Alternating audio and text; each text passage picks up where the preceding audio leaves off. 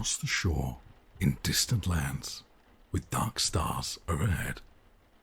The prince was fast asleep until a cat jumped on his bed. "I've found a secret garden," said the cat with much delight.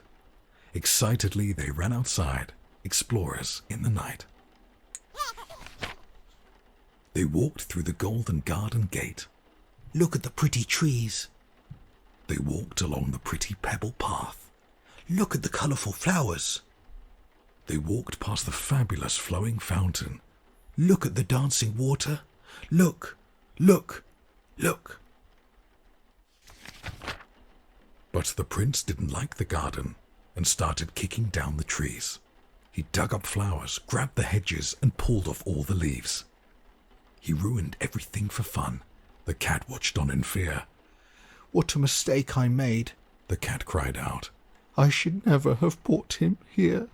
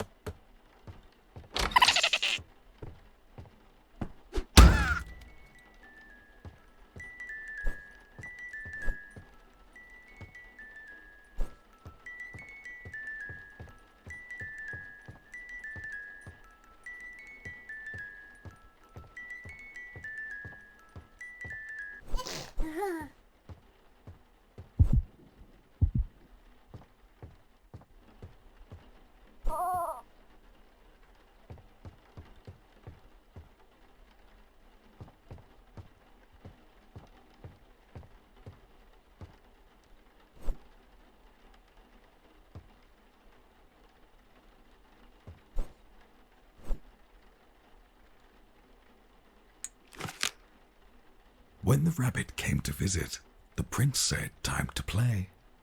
But his big red eyes, they scared her, and she didn't want to stay. Quickly towards the exit, the tiny rabbit hopped. The prince ran right behind her and screamed she must be stopped.